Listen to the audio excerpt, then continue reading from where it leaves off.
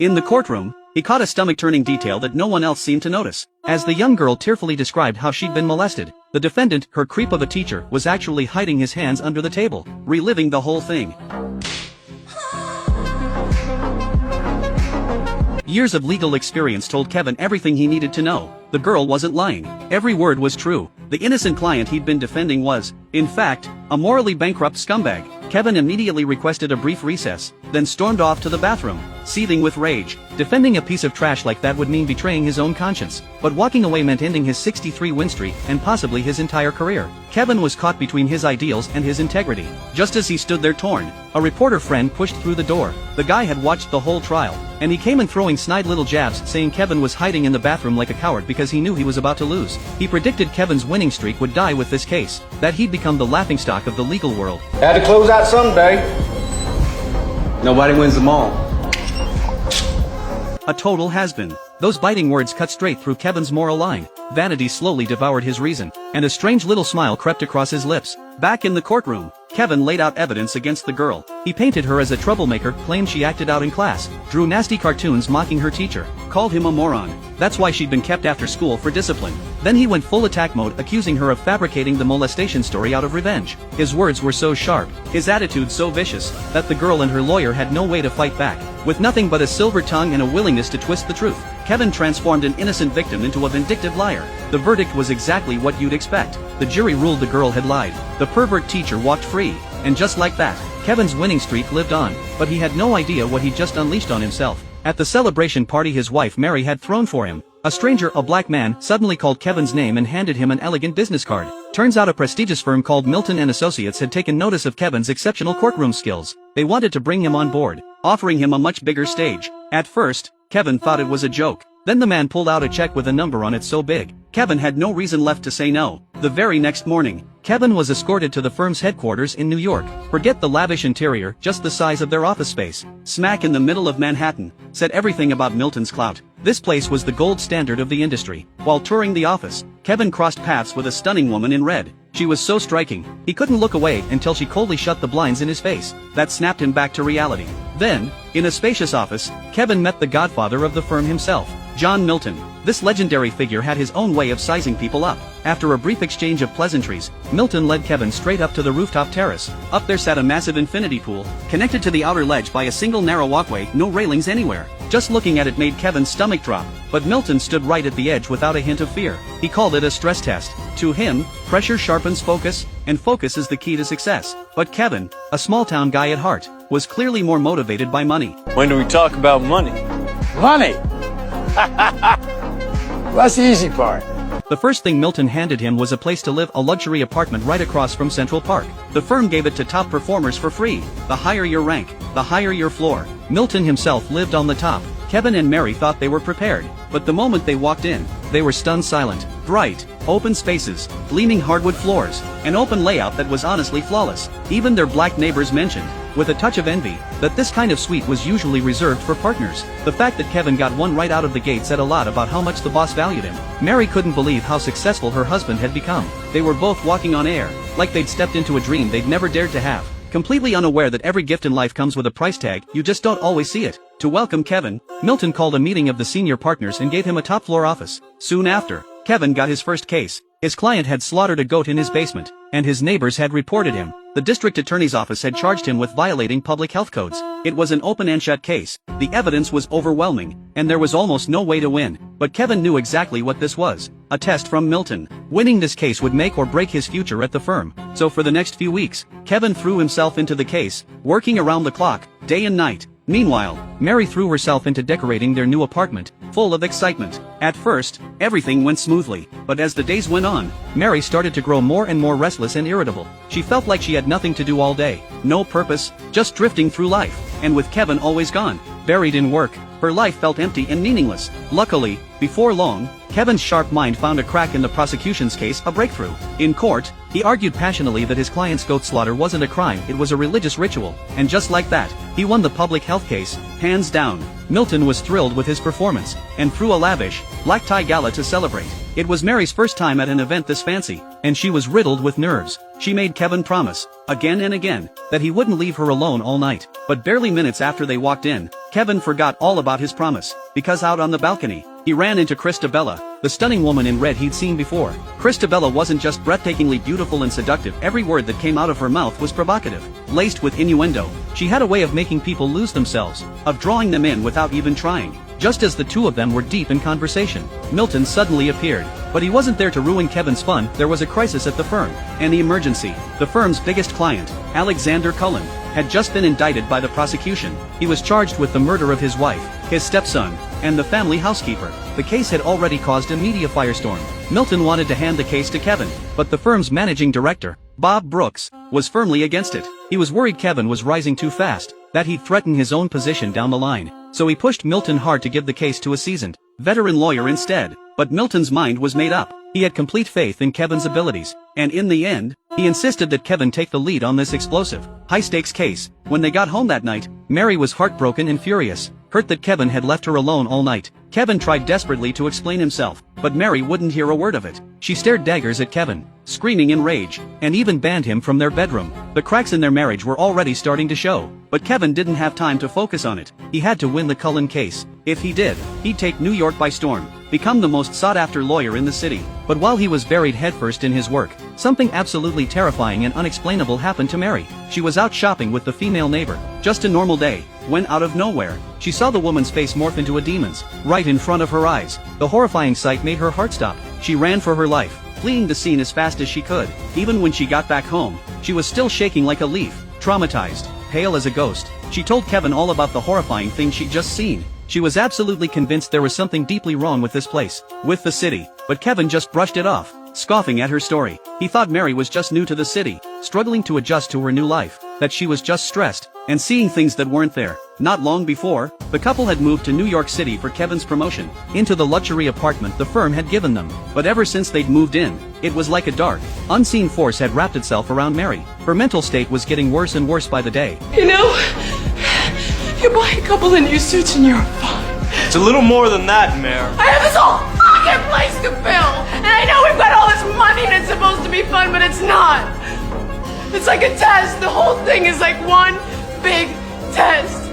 And God...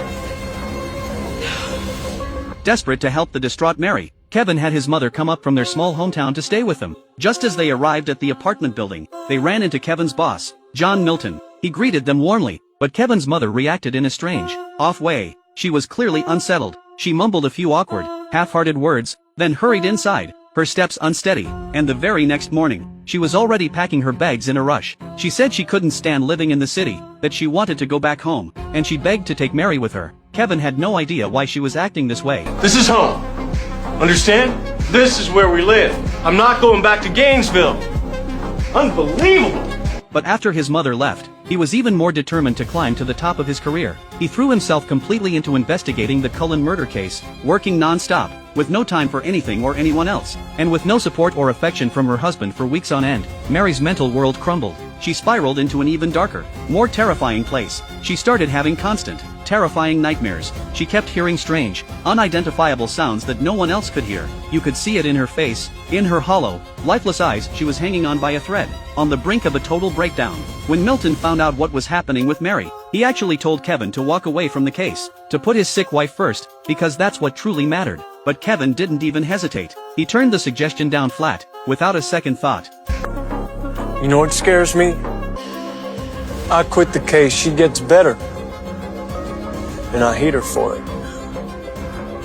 I don't want to resent her, John. I've got to win her here. I've got to nail this fucker down, do it fast and put it behind me, just get it done. Then, put all my energy into her. The reason Kevin was so dead set on staying on the case was simple. He was convinced he had a guaranteed win, because the day before, Cullen had confessed a secret to him, one no one else knew. He'd been having an affair with his female assistant for years, and the night of the murders, the two of them had been together the entire time. Kevin knew instantly this was the perfect alibi. If the assistant testified in court, Cullen's name would be cleared. No questions asked. And to make sure nothing went wrong, Kevin grilled the assistant before the trial, role-playing as the prosecutor to test her story. But in the middle of it, he accidentally uncovered a devastating secret. For a woman who'd been Cullen's lover for years, she couldn't describe a single intimate detail about his body. Kevin realized immediately something was very wrong. This was clearly a setup, a lie orchestrated by Cullen. He definitely paid the assistant to lie on the stand, to give fake testimony. Just like with the molestation case before, Kevin was trapped between his conscience and his ambition all over again. But when he stormed into Milton's office, furious, and told him everything, Milton's reaction was anything but what he expected. Gotta go with your gut. That's your advice? I'll back you either way. Maybe it's your time to lose. Think I haven't lost before? Like he'd known all along, Milton acted like it was no big deal, but he had Kevin wrapped around his finger. Kevin was already in too deep in this game of greed and ambition. There was no way out for him now, no turning back. He couldn't overcome his own need to win, and he couldn't walk away from the fame and fortune that were right within his grasp. The second Kevin agreed to call the assistant to the stand, to let her lie under oath, the outcome was sealed. Cullen was acquitted, a free man, in open court. But Kevin had no idea that the consequences of his choice would come crashing down on him so fast. The second the trial ended, Kevin got a call that something had happened to Mary. When he rushed to the church where she was, he found her sitting there, naked, wrapped only in a bedsheet, her eyes blank and vacant. She curled up into a ball, sobbing as she told Kevin that Milton had broken into their apartment that afternoon, and raped her. Kevin shook his head as she spoke. He knew it was impossible, because Milton had been with him in the courtroom, the entire afternoon, without leaving once. Kevin was convinced Mary had completely lost her mind. With no other choice, he had her committed to a psychiatric hospital. It's money. Blood money, Kevin. We just drank it down, both of us. We knew it. When in those cases taking the money, we knew they were guilty. But you just kept on winning. And every time.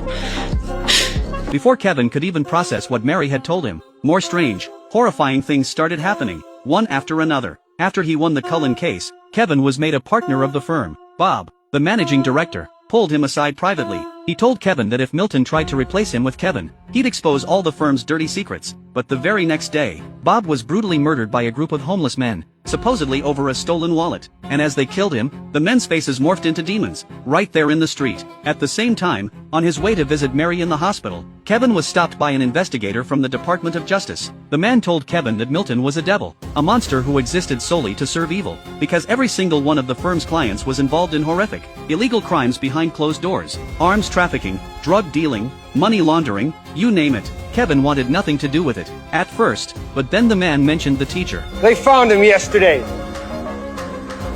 He had the body of a 10-year-old girl in the trunk of his car. The molestation case from back home, and in that moment, Kevin realized he'd committed an unforgivable sin, one he could never take back. But before he could say another word, a car came speeding out of nowhere, and killed the investigator instantly, right in front of Kevin's eyes. When Kevin got back to the hospital, he found his mother had come back from home. She was racked with guilt, saying that if she'd insisted on taking Mary with her when she left, none of this would have ever happened. But before they could even talk for a few minutes, something went terribly wrong with Mary in her hospital room. She'd seen Kevin's colleague's face morph into a demon's in the mirror, and it had terrified her to her core. She'd screamed and thrown the woman out of the room. Then, hysterical with terror, she dragged a chair in front of the door. She stared at Kevin through the door, frantic on the other side, and her eyes went hollow and empty. She could hear voices, whispers from demons, in her ears, and she couldn't take it anymore. She couldn't bear it. Then, as if drawn by some unseen force, she picked up a piece of broken glass from the floor. Kevin screamed and threw himself at the door, desperate to stop her, but it was too late. I love you.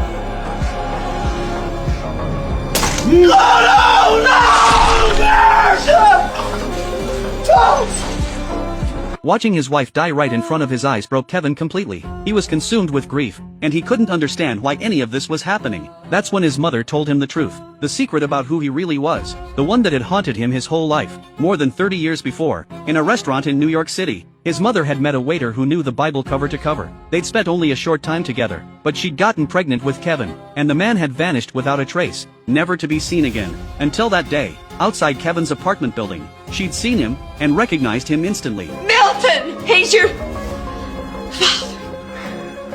He's your father. He's always been there. I know that now. Watching, waiting, playing us like a game. It was him. The second Kevin learned the truth, he went straight to Milton to confront him, and to his shock, Milton didn't deny a thing. He admitted to everything he'd done to Mary, to all of it. Kevin flew into a blind rage the second he heard it. He pulled out his gun and fired every single bullet, emptying the clip, but Milton didn't even flinch. He was unkillable, immortal. Kevin finally understood. Milton was the one behind everything, the puppet master of all this chaos. He screamed that Milton had tricked him, trapped him, lured him into this endless hell, but Milton just smiled. He told Kevin that even if he was Satan, the all-powerful ruler of hell, he could never control a human being's free will. Every choice Kevin had ever made, every single one, choosing his career over his wife, choosing to defend guilty men, choosing to win over what was right, he'd made all of them, of his own free will, driven by nothing but his own vanity and ambition. Hell, he'd even warned Kevin, over and over again. That day on the subway, what did I say to you? What were my words to you? Maybe it was your time to lose. You didn't think so. Lose? I don't lose! I win! I win! I'm a lawyer! That's my job! That's what I do!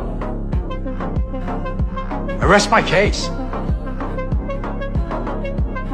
Vanity is definitely my favorite sin. To walk away. Then Milton laid out his true plan. No holds barred. He'd fathered countless children here on Earth, but most of them were weak, mediocre. Only two had ever shown true power, true promise, Kevin and Christabella. He wanted Kevin and Christabella to have a child together, a son, to create the Antichrist, to build a bloodline that would overthrow heaven and rule the world. Kevin walked toward Christabella, his eyes glazed over, like he was under Milton's spell, but deep down, he was still in control. He knew exactly what he was doing, but at the very last second, just before it was too late, Kevin stopped. He'd had enough. It was time to end this, once and for all. Watching his plan collapse, Milton erupted. Flames burst around him. His body twisted and warped until he became Kevin himself. He let out a roar of pure rage, and suddenly, Kevin was back in that bathroom, still agonizing over whether to defend the pervert teacher, as if everything that had happened was just a bizarre, terrifying dream. Back in the courtroom, Kevin saw Mary, healthy, beautiful, just like before, his heart filled with gratitude. He kissed her tenderly, then walked up and announced to the judge he was withdrawing as the defendant's attorney. Whatever the consequences, he'd take them. The courtroom exploded. Stunned faces everywhere. Reporters swarmed him with cameras, demanding to know why. Even the reporter who'd mocked him earlier swooped in with an offer an exclusive interview. He could spin this beautifully. Young lawyer takes a stand, refuses to defend a predator. It'd be a huge story. Kevin wouldn't lose his license, he'd come out a hero, famous and rich. Kevin was tempted. They agreed to meet the next day to talk it through. But the moment Kevin walked away, the reporter dropped his disguise and transformed into Milton. Clearly, the next round of temptation had already begun. Vanity.